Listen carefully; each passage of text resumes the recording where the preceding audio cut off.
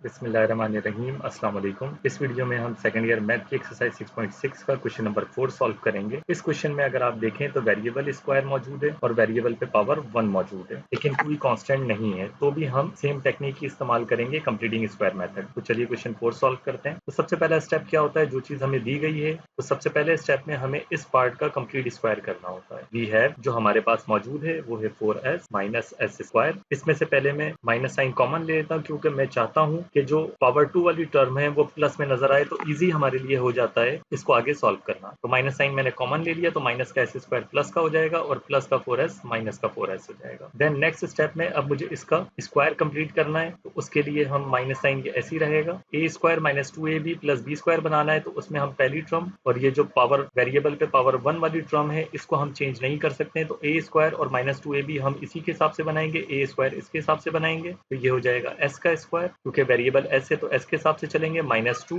ए हमारे पास एस है और बी माइनस 2 ए भी हमने इस तरह से बनाना है कि हमारे पास माइनस का 4s बन जाए। तो इसमें एक ही तरीकेकार है, अगर मैं बी को 2 सेलेक्ट कर लूं तो माइनस एस ही आ गया, इसी तरह से 2 2 4 हो जाएगा और ये एस आ जाएगा, माइनस का 4s बन जाएगा। तो अब ये हमारे पास एस स्क्वायर और माइनस 4s बन चुका है। ये दो टर्म्स और ये दो टर्म्स हमारे पास बन चुकी है। अब क्योंकि मुझे बी स्क्वायर भी बनाना है, तो बी हमारे पास 2 बन के आया है, तो मुझे इसमें ऐड करना पड़ेगा 2 का स्क्वायर। तो ये तीन टर्म मिलकर हमारे पास s माइनस 2 का होल स्क्वायर बन जाएंगी। लेकिन क्योंकि मैंने अपने पास से प्लस 2 स्क्वायर ऐड किया है, यानी प्लस 4 इसको हम समझते हैं, तो हमें माइनस का 4 इसमें से सब्ट्रैक्ट भी करना पड़ेगा, ताकि ये जो इक्वालिटी है ये होल्ड करे, ये सही सलामत रहे। तो ये 4s माइनस एस स्क्वायर हमारे पास इक्वालिटी होल्ड करे। तो देखें ये हमारे पास बन गया एस स्क्वायर माइनस 4s। अगर माइनस साइन ये वाला मैं अंदर मल्टीप्लाई करा दूं, तो इसी तरह से ये प्लस का 4 और माइनस का 4 दोनों मिलकर ये 0 बन जाएंगे। तो अभी भी हमारे पास ये इक्वालिटी होल्ड कर रही है। तो अब हमारे पास जो चीज बन गई है उसके हिसाब से इन तीन टर्म का मैं a माइनस बी का होल स्क्वायर का फॉर्मूला बना दूंगा, तो ये माइनस साइन इसी तरह रहेगा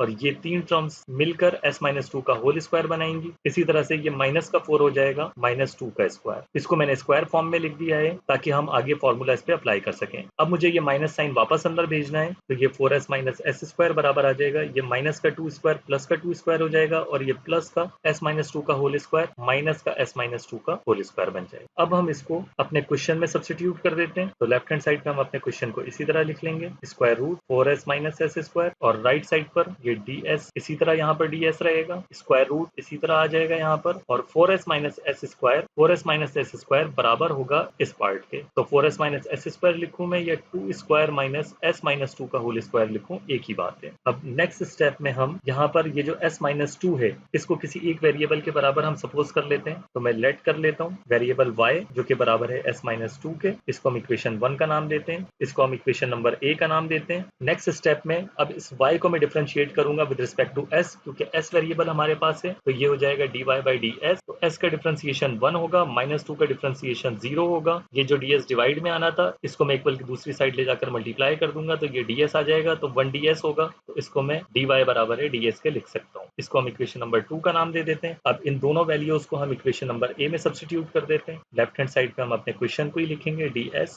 square root 4s minus S square. किस तरह से हम अपने क्वेश्चन को लिख सकते हैं, क्योंकि देखें यहाँ पे इक्वालिटी मौजूद है, तो मैं ये चीज लिखूं या ये साइड लिखूं, दोनों बराबर ही है। राइट साइड पे हम अपनी सब्स्टिट्यूशन कर देते हैं। यहाँ देखें ds लिखा हुआ है, तो ds बराबर है dy के, तो ds की जगह मैं dy लिख सकता हूँ। इसी तरह से देन स्क्वायर रूट है यहाँ पर, और ये जो 2 का स्क्वायर है यहाँ पे सब्स्टिट्यूट कर देते हैं, एक ही चीज है, तो ये 2 स्क्वायर इसी तरह रहेगा, ये माइनस साइन इसी तरह रहेगा। इसी तरह से s माइनस 2, यहाँ देखें s माइनस 2 बराबर है y के, तो y के हिसाब से सब्स्टिट्यूशन कर रहे हैं, तो y का स्क्वायर आ जाएगा। तो अब ये जो इंटीग्रल फॉर्म मुझे नजर आ रही है इस पे मैं फॉर्मूला डायरेक्टली अप्लाई कर सकता हूँ, जो कि हमारा फार्मूला है sine inverse variable divided by constant. तो पहले मैं फार्मूला लिख लेता हूँ। अगर हमारे पास इंटीग्रल है px square root constant square minus variable square, तो इसका जो इंटीग्रल आएगा वो sine inverse variable divided by constant, या हम लिख सकते हैं minus cos inverse variable divided by constant. तो दोनों में से कुछ भी हम पुट कर सकते हैं, तो दोनों पुट करके देख लेंगे हम कि क्या आंसर आएगा। तो यहाँ देख लें यही फॉर्म हमारे पास मौजूद है इंटीग्रल की हमारे क्वेश्चन में, कि स्क्वायर रूट लगाए डिनोमिनेटर में, तो देख लें स्क्वायर रूट लगाए, कांस्टेंट पे स्क्वायर है, तो कांस्टेंट हमारे पास a जो है वो 2 बनेगा, उस पे स्क्वायर है। इसी तरह से माइनस साइन है, तो यहाँ देख लें माइनस साइन मौजूद है, वेरिएबल पे स्क्वायर स्क्वायर है तो हमारे पास वेरिएबल y है, y पे स्क्वायर, तो हम ये इंटीग्रल यहाँ पर अप्लाई कर सकते हैं कि मैं directly sign inverse variable divided by constant लिख सकता हूँ। तो हमारे क्वेश्चन का जो इंटीग्रल बनेगा वो बनेगा साइन इनवर्स, जो हमारे पास वेरिएबल है वो y है और कांस्टेंट 2 है, तो वेरिएबल डिवाइडेड बाय कांस्टेंट हमने करना है, तो ये हो जाएगा y डिवाइडेड बाय 2।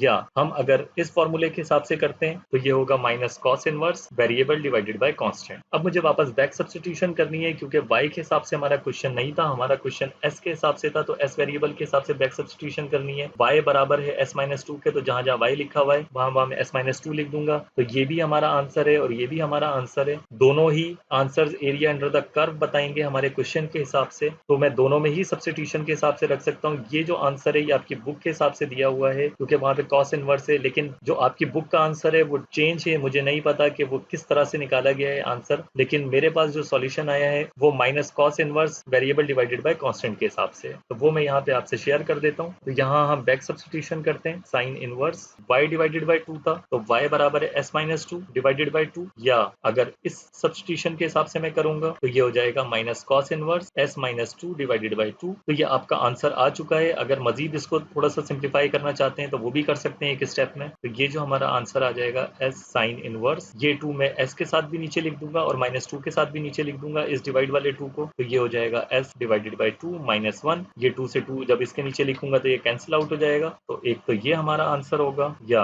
हम कॉस इनवर्स के हिसाब से काम करते हैं तो ये हो जाएगा, ये इनवर्स है, cos inverse s divided by 2 minus 1। तो इस तरह से हमारे क्वेश्चन नंबर 4 का आंसर आ जाता है। तो होप कि आपको सॉल्यूशन समझ आया होगा। नेक्स्ट वीडियो में आपसे मुलाकात होती है, तब तक के लिए अल्लाह हाफिज।